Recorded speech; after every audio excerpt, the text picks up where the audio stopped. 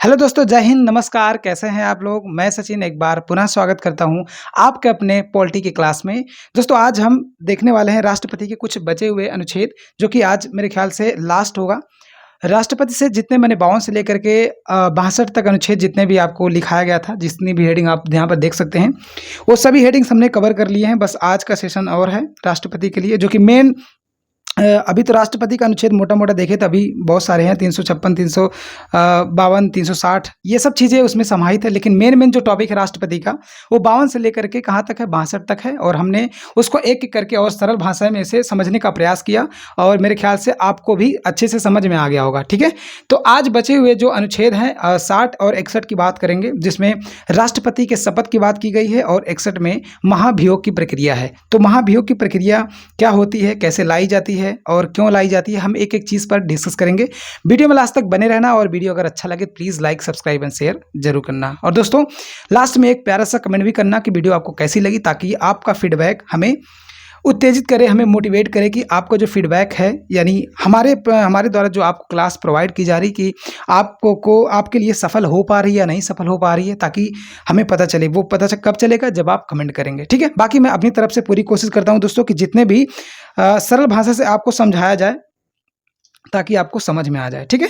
तो आप लोग वीडियो को ध्यान से देखना, तभी चीज़ें समझ में आएगी। अदरवाइज़ अगर आप बीच में अगर छोड़ के जाएँगे, चाहे कोई भी चीज़ हो, अगर उसको कंप्लीट नहीं करेंगे तो कहाँ से भाई, तब फिर आपका ज्ञान अधूरा रहता है ना। अगर सबसे खतरनाक तो यही होता कि जो ज्ञान अधूरा रहता है, यानी आधा अधूरा, या तो देखो तो पूरा देखो, या तो देखा ही मत करो ना। तो अगर कोई चीज़ अगर हम पढ़ाई से रिलेटेड या फिर और किसी चीज़ को रिलेट करके अगर बात करें, अगर किसी चीज़ को अगर बीच में अगर छोड़ के चले जाते हैं, तो वो ना इधर का होता ना उधर का होता। इसलिए अगर जिस चीज़ को शिद्दत से करो, उसको अच्छे से करो, अगर नहीं करना चाहो तो उसको करना ही मत, ठीक है?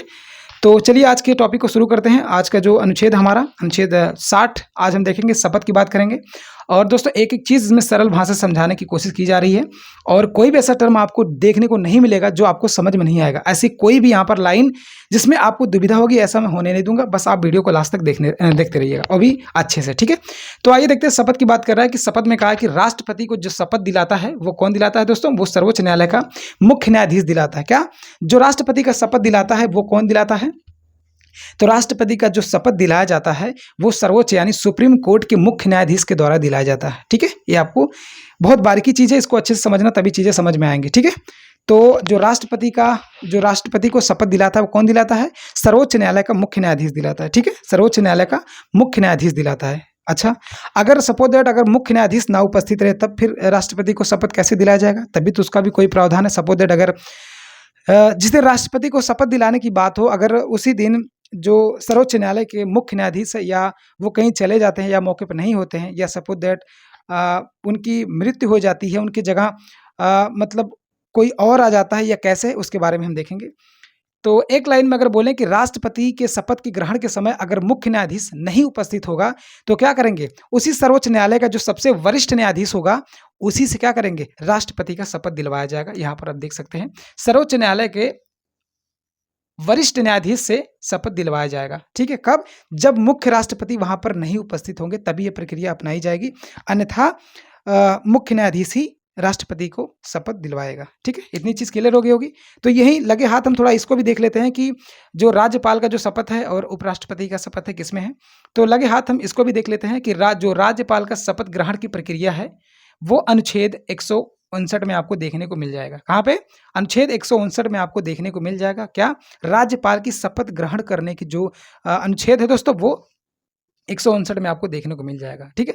अगर आगे वहीं बात करें उपराष्ट्रपति की, अगर बात करें दोस्तों, तो उनके शपथ ग्रहण की प्रक्रिया जो है अनुच्छेद 69 में आपको देखने को मिल जाएगी, ठीक है? तो हमने क्या देखा अभी तक? राष्ट्रपति के शपथ के बारे में, उपराष्ट्रपति के शपथ के बारे में, और लगे हाथ राज्यपाल के शपथ के बारे में भी हमने जाना। और यहाँ पर नीचे आप देख सकते हैं, हेडिंग पड़ी है आपके लिए कि अनुच्छेद 61, जिसमें राष्ट्रपति के महाभियोग की प्रक्रिया की बात की गई है, ठीक है? यहाँ तो मैंने अभी हेडिंग बताया कि राष्ट्रपति का जो अनुच्छेद 61 है, उसमें राष्ट्रपति के महाभियोग की प्रक्रिया दी गई है। लेकिन इसके अंदर क्या है और राष्ट्रपति का महाभियोग की प्रक्रिया कैसी होती है, उसको हम चलिए नेक्स्ट स्लाइड पर देखते हैं, ठीक है?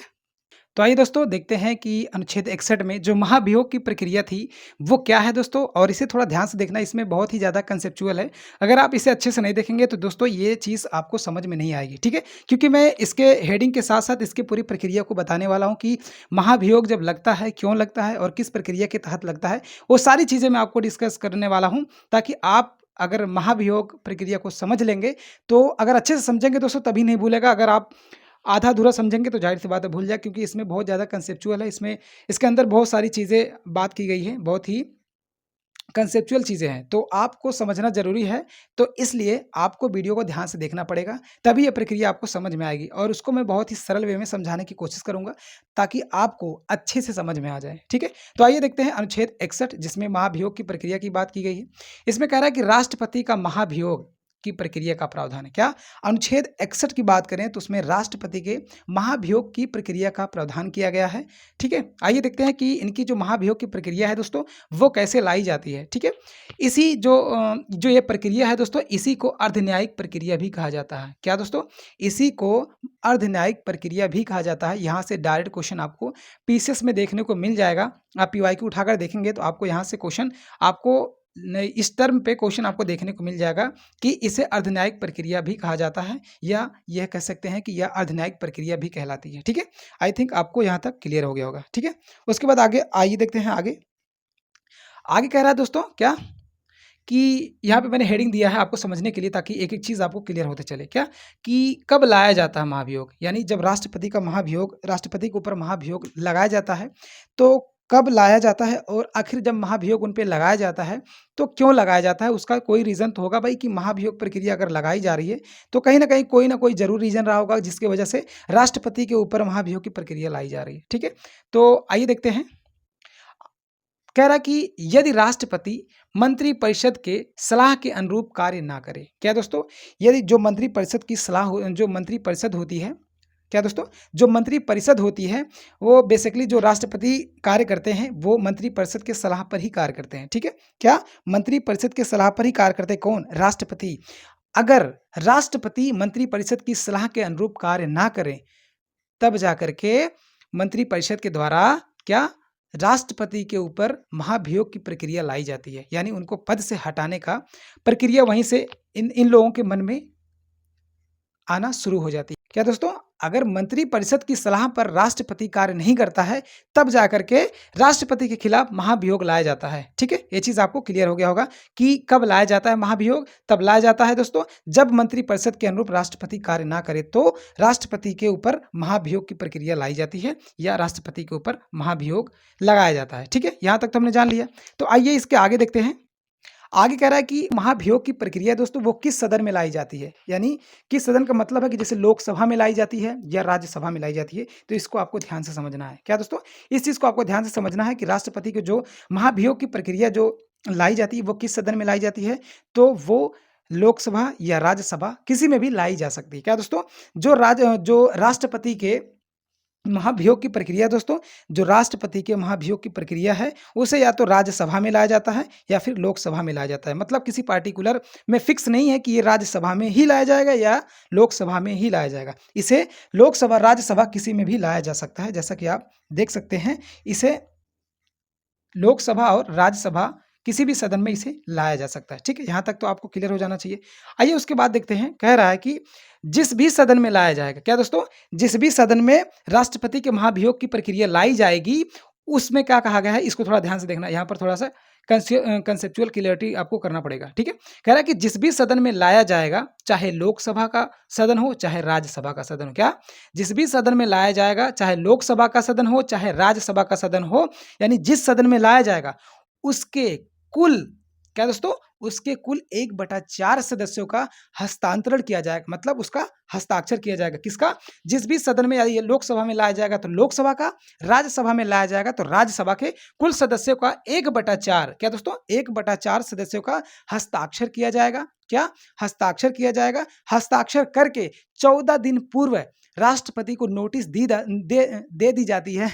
राष्ट्रपति को नोटिस दे दी जाती है कि राष्ट्रपति महोदय जी, आपके ऊपर महाभियोग प्रक्रिया लाया जा रहा है, इसलिए आपको 14 दिन पहले ही इन्फॉर्म दिया जा रहा है, ताकि आप अपने तरफ से अगर कुछ कार्रवाई करना चाहें, कुछ मतलब अपने महाभियोग प्रक्रिया से आप बचने के लिए अगर कुछ तथ्य सबूत या कुछ अपने बारे में बचाव कर सकते हैं, तो आपके लिए 14 दिनों की टाइम है। तो इसीलिए ये 14 दिन बहुत ही ज़्यादा राष्ट्रपति के लिए महत्वपूर्ण होता है कि जब उनको 14 दिन पहले राष्ट्रपति को नोटिस जाती है, तो राष्ट्रपति को 14 दिन के अंदर ये साबित करना होता है कि आखिर उनके ऊपर जो महाभियोग की प्रक्रिया लाई जा रही है, वो सही है या गलत है। उनको साबित करने के लिए 14 दिन का उन्हें समय दिया जाता है। उस 14 दिन के अंदर राष्ट्रपति अगर अपने ऊपर लाए गए महाभियोग की प्रक्रिया को अगर गलत साबित कर देते हैं, तो वहीं से महाभियोग प्रक्रिया समाप्त हो जाएगी। अगर वो नहीं समाप्त कर पाते हैं, तो उनके ऊपर महाभियोग की प्रक्रिया अपनाई जाएगी और राष्ट्रपति को अपना त्याग पत्र देना पड़ेगा। कब? जब अगर महाभियोग की प्रक्रिया सफल हो जाती, यानी सदन में पारित हो जाता है तब। ठीक है? तो आइए नेक्स्ट स्लाइड पर देखते हैं दोस्तों। तो दोस्तों आइए देखते हैं कि जो महाभियोग की प्रक्रिया है, अब तक तो हमने मोटा-मोटा देख लिया कि महाभियोग की प्रक्रिया किस सदन में लाई जाती है और किस अनुच्छेद में है। अभी हम देखने वाले हैं, ये बहुत ही महत्वपूर्ण कंसेप्चुअल होगा दोस्तों, यहाँ पर आपको बहुत ही क्लैरिटी से समझना पड़ेगा। हम देखने जा रहे हैं आगे कि महाभियोग पारित कैसे होता है। जो महाभियोग पारित किया जाता है, उसे पारित कैसे किया जाता है, इसको हम एक-एक स्टेप में देखेंगे कि क्या उसमें डिटेल्स हैं, क्या हमें बारीकियाँ देखनी है, सब चीज़ें हमें एकदम बारीकी से देखेंगे दोस्तों, तभी आपको समझ में आएगी। सबके बस की बात नहीं है कि ये महाभियोग की प्रक्रिया समझ ले। नॉर्मल जान सकता है कि अनुच्छेद अनुच्छेद 61 में महाभियोग का प्रावधान है, उसमें लोकसभा में लाया जाता है या राज्यसभा में लाया जाता है। नॉर्मल चीज़ें सभी लोग जानते हैं, लेकिन उसके अंदर की जो विधियाँ हैं, वो सबके बस की बात नहीं होती। सबके बस की बात तब होगी जब वो बेचारा एकदम कंसेप्चुअल क्लैरिटी के साथ अच्छे से उस क्लास को देखेगा, तभी चीज़ें कवर होंगी। ठीक है? तो हम इस क्लास में आपको जो महाभियोग की प्रक्रिया है, वो तो हमने देख लिया। आइए देखते हैं कि इसे पारित कैसे किया जाता है, कि राष्ट्रपति पे जो महाभियोग लाया जाता है, उसकी प्रक्रिया क्या होती है, उसको पारित कैसे करते हैं। ठीक है? एक-एक चीज़ करके हम देखेंगे, आप लोग ध्यान से वीडियो में बने रहना। ठीक है? तो आइए दोस्तों देखते हैं कि इसकी प्रक्रिया कैसे होती है। ठीक है? तो सबसे पहले हम पहले पॉइंट पे अगर नज़र डालेंगे, तो कह रहा है कि सदन की मतलब अगर हम महाभियोग पारित की बात करेंगे, तो कैसे करेंगे? कह रहा है कि सदन की कुल संख्या का 2/3 प्रस्ताव पारित करके सदन के द्वारा पारित किया जाता है। क्या दोस्तों? जिस सदन में लाया जाएगा, उस सदन के 2/3 क्या दोस्तों? 2/3 संख्या से प्रस्ताव पारित करके सदन में पारित किया जाएगा। ठीक है? चाहे वो लोकसभा में लाया गया हो, चाहे वो राज्यसभा में लाया गया हो, जिस भी सदन में लाया जाएगा, उस सदन के कुल क्या दोस्तों? उस सदन के कुल संख्या के 2/3 प्रस्ताव पारित करके, यानी 2/3 संख्या से प्रस्ताव पारित करके सदन के द्वारा पारित किया जाता है। एक-एक लाइन समझना दोस्तों, क्या? कि सदन की कुल संख्या मतलब जिस सदन में लाया जाएगा, चाहे वो लोकसभा हो, चाहे वो राज्यसभा हो, जिस सदन में लाया जाएगा, उसके कुल संख्या का 2/3 से प्रस्ताव पारित करके सदन के द्वारा पारित किया जाता है। यहाँ तक क्लियर हो जाना चाहिए पहली पॉइंट। ठीक है? अब दूसरी पॉइंट पे नज़र डालते हैं दोस्तों, ध्यान से देखना तभी समझ में आएगा। ठीक है? दूसरा पॉइंट कह रहा है कि जिस सदन में महाभियोग लाया गया हो, क्या दोस्तों? जिस भी सदन में महाभियोग लाया गया हो, चाहे वो लोकसभा हो, चाहे वो राज्यसभा हो। ठीक है? आपको अच्छे से समझना, चाहे वो लोकसभा हो, चाहे राज्यसभा हो, वो सदन 2/3 यानी विशेष बहुमत से, क्या दोस्तों? जिस सदन में लाया जाएगा, चाहे वो लोकसभा हो, चाहे राज्यसभा हो, वो क्या करेगा? 2/3 यानी 2/3 को ही क्या कहते हैं? विशेष बहुमत कहते हैं। क्या दोस्तों? विशेष बहुमत कहते हैं। यानी 2/3 यानी विशेष बहुमत से पारित कर देता है। अर्थात जिस सदन में लाया जाएगा, चाहे वो लोकसभा हो, चाहे राज्यसभा हो, उसको 2/3 संख्या से यानी विशेष बहुमत से अगर वो सदन पारित कर देता है, यानी जिस सदन में लाया गया था, ठीक है? वो सदन अगर पारित कर देता है, तो क्या करेगा? वो पहला सदन जो है, वो दूसरे सदन को भेजेगा। 2 सदन होते हैं, जैसा कि आप जानते हैं, लोकसभा और राज्यसभा। तो कह रहा है कि जिस भी सदन में महाभियोग की प्रक्रिया लाई गई है, उसके कुल सदस्यों का 2/3 यानी विशेष बहुमत से जो पहला सदन है, यानी जिस सदन में लाया गया है, वो सदन अगर पारित कर देता है, तो पारित करने के उपरांत वो क्या करेगा? दूसरे सदन में भेजेगा। अगर लोकसभा में लाया गया होगा, तो वो पहला अगर वो लोकसभा में लाया गया होगा, तो लोकसभा पारित करके उसे राज्यसभा में भेजेगा। अगर राज्यसभा में लाया गया होगा, तो वो राज्यसभा पारित करके उसे लोकसभा में भेजेगा। डिपेंड करता है कि किस सदन में लाया गया है। ठीक है? तो आइए तीसरे पॉइंट को देखते हैं। कह रहा है कि दूसरा सदन, क्या दोस्तों? दूसरा सदन यह जांच करेगा कि पहले सदन के द्वारा लगाया गया आरोप जो राष्ट्रपति पर आरोप लगाए गए हैं वो सही है या गलत है। ये कौन जांच करेगा? दूसरा सदन जांच करेगा। कह रहा है, एक बार फिर से मैं आपको बता देना चाह रहा हूं, कह रहा है कि दूसरा सदन, जब दूसरे सदन में पहला सदन भेजता है, यानी जो पहले सदन में लाया गया होता है, पहला सदन तो पारित कर लिया 2/3 बहुमत से यानी विशेष बहुमत से, तो पहला सदन जब पारित कर लिया तो उसे दूसरे सदन में ट्रांसफर करता है। क्या? दूसरे सदन में उसको ट्रांसफर करता है, तो दूसरा सदन वहां पर जांच करता है। क्या? उस महाभियोग प्रक्रिया को जो दूसरे सदन के पास भेजा गया है, दूसरा सदन उस प्रक्रिया को जांच करता है कि पहले सदन में जो महाभियोग की प्रक्रिया लाई गई है, किसके ऊपर? राष्ट्रपति के ऊपर, क्या वो सही है या गलत है। ये जांच करेगा कौन? दूसरा सदन जांच करेगा। चाहे वो लोकसभा का भी हो सकता है, राज्यसभा का भी हो सकता है। ये डिपेंड करता है कि किस लोकसभा में किस सदन में लाया गया है। ठीक है, तो वो क्या करेगा? वो जांच करेगा कि जो राष्ट्रपति पर आरोप लगाए गए हैं वो सही है या गलत है। परिणामतः क्या दोस्तों? परिणामतः जब दूसरा सदन जांच कर रहा होता है, यानी जब दूसरा सदन इस बात की जांच कर रहा होता है कि राष्ट्रपति पर जो लगाया गया आरोप सही है या गलत है, उस समय क्या करना होगा? उस समय राष्ट्रपति के पास मौका होता है। क्या दोस्तों? राष्ट्रपति के पास मौका होता है। क्या? आइए देखते हैं कि वह राष्ट्रपति वहां अपने बचाव के लिए, क्या दोस्तों? राष्ट्रपति वहां अपने बचाव के लिए अपने पक्ष में बोल सकता है। क्या दोस्तों? जब दूसरा सदन ये इस बात की जांच कर रहा होता है कि पहला सदन के द्वारा जो पारित किया गया है महाभियोग की प्रक्रिया वो सही है या गलत, इसी के अंदर में राष्ट्रपति अपने बचाव के लिए अपने पक्ष में बोल सकता है। ठीक है, ये समय उनके पास रहता है कि अपने बचाव के लिए वो राष्ट्रपति वहां पर कुछ बोल सकते हैं। कब? जब दूसरा सदन इस बात की पुष्टि कर रहा होता है। ठीक है दोस्तों, ध्यान देना, यहां से मैं इंपॉर्टेंट फैक्ट की बात कर रहा हूं जो कि फाइनली है। ठीक है, अब क्या कह रहा है? यदि, क्या दोस्तों? यदि जांच के बाद दूसरा सदन, क्या दोस्तों? जब दूसरा सदन जांच कर रहा होता है और जांच के बाद अगर दूसरा सदन भी पारित कर देता है तो क्या किया जाता है? तो उसी दिन से महाभियोग की प्रक्रिया लागू हो जाती है। क्या दोस्तों? जब दूसरा सदन भी पारित कर देता है, जिस दिन पारित करेगा दूसरा सदन, उसी दिन से महाभियोग की प्रक्रिया लागू हो जाती है, यानी उसी दिन से राष्ट्रपति अपने पद को त्याग देगा। इसमें कोई डाउट नहीं रहा होगा। ठीक है, आई थिंक मैंने जितना समझा एक एक लाइन आपको समझ में आ गया होगा। क्या मैं एक बार फिर से रिपीट कर दूं? जी हाँ, जिसको नहीं समझ में आया होगा एक बार फिर से देखेगा दोस्त। कह रहा है कि मैं उसको जबानी बताने की कोशिश करता हूं। कह रहा है कि चाहे लोकसभा जो महाभियोग की प्रक्रिया है वो कैसे पारित होती है। अब देखो कैसे पारित होती है, इसे ध्यान से सुनना कि जब महाभियोग की प्रक्रिया लाई जाती है उसे लोकसभा में लाया जा सकता है और राज्यसभा में भी लाया जा सकता है। ठीक है, अब डिपेंड करता है कि किस सदन में लाया जाएगा। जिस सदन में लाया जाएगा उसके कुल संख्या का 2/3 यानी 2/3 को विशेष बहुमत कहते हैं। ठीक है, 2/3 यानी विशेष बहुमत से जिस सदन में लाया गया है वो सदन अगर पारित कर दिया है तो क्या करेगा? वो पारित करने के बाद दूसरे सदन में ट्रांसफर करेगा। किसमें?